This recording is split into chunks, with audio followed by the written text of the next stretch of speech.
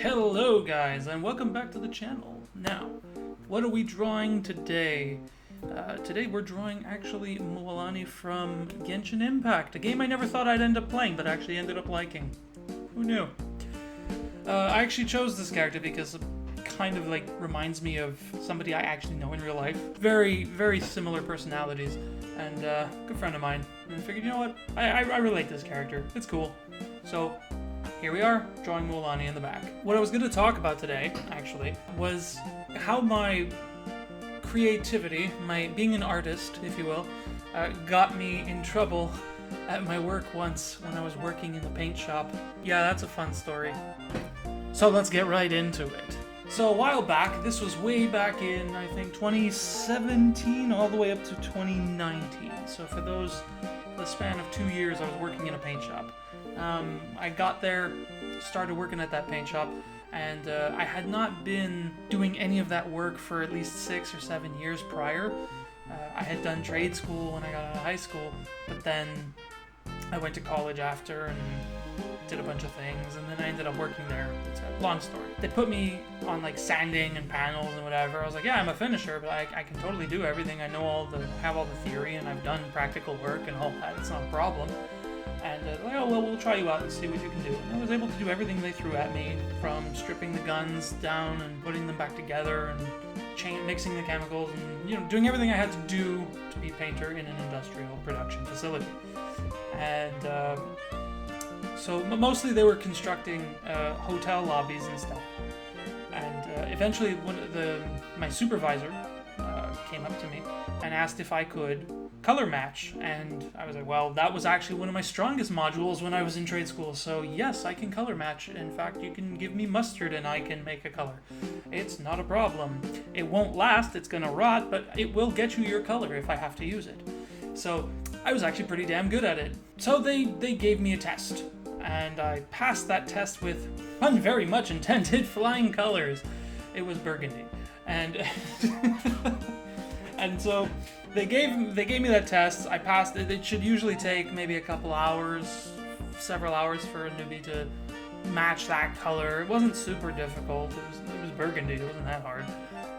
But I did it in like 35-40 minutes. I had to familiarize myself with the pigments and the chemicals they were using in that shop. I didn't exactly have a lab to work in. I had to kind of make do with what I had at that table. So I did that. Foreman comes in. He's like, hey, how's he doing on it? He's done. Oh, cool. Wow, you're going to be our color matcher. I'm like, hey, cool. Awesome. I guess I got promoted within the first week. All right, that's amazing. So that was fun. But this is not how I got in trouble. No.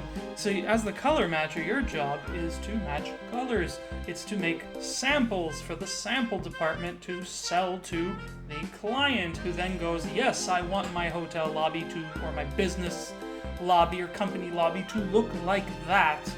And that's what I did. They would come in, the designers and I would work together. I don't like working with designers, but hey, that's another story for another time. We'd work together, match the samples, give them to the clients, and sell the jobs. It was what it is.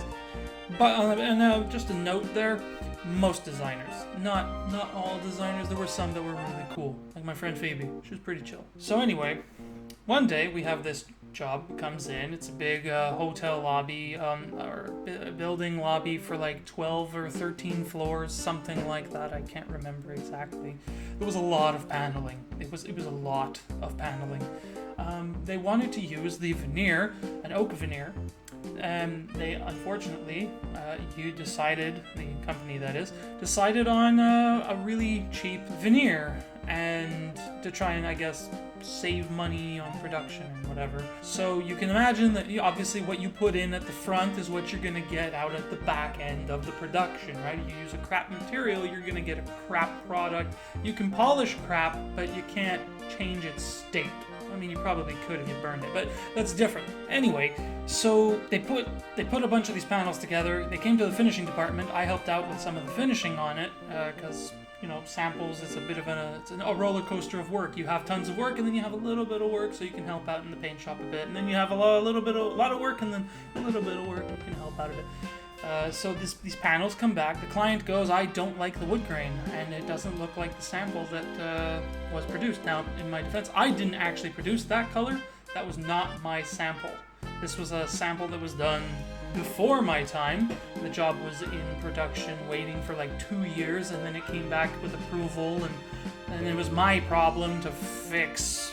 Well, not my problem yet. It was my supervisor's problem first, and he didn't want to touch it with a 10.5-foot pole. I can't blame him. Anyway, client doesn't like the grain on the panels because the veneer chosen doesn't match the veneer on the sample, and that's a big no-no in my books, but hey, I'm not in charge, so what do you want me to do? So these panels come in, and the boss just blatantly comes up to me and my supervisor and is like, you guys need to fix this. And we're like, find me a solution. And we both look at each other, we're like, well, you could just change the veneer for the right veneer. And immediately was like, we're not doing that. Okay, I guess we'll go screw ourselves. Alright, well, we're gonna find you a solution then. And my supervisor looked at me like, there's not much we can do about this.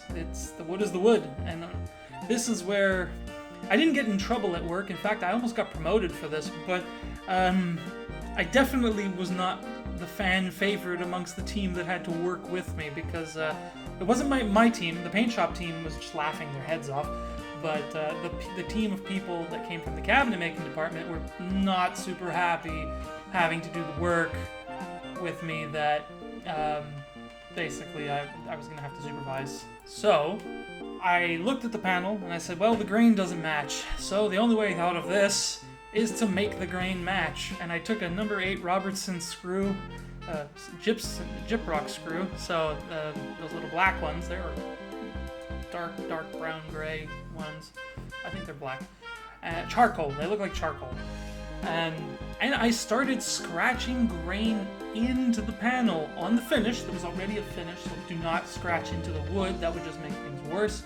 Gently scratch in, reapply the glaze. The only reason this worked is because there was a glaze on the panels. Reapply the glaze, and then let it dry, clean it, then reseal it, and send it off.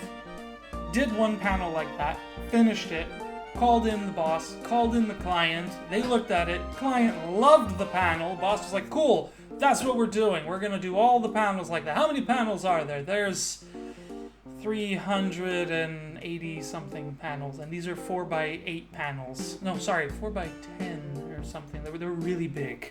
The room was really big, so they're like really tall walls. And it couldn't just be done one panel at a time. We had to set up an entire department, one of the sections of the cabinet making department. We had to line these walls up and build the lobby of each floor, and then have scaffoldings, and we had to go in with the it was so funny. I was handing everybody their tools, and I'm handing them number 8 Robertson screws. I'm like, this is your tool, make good use of it. And they looked at me like I was insane, because I kind of am.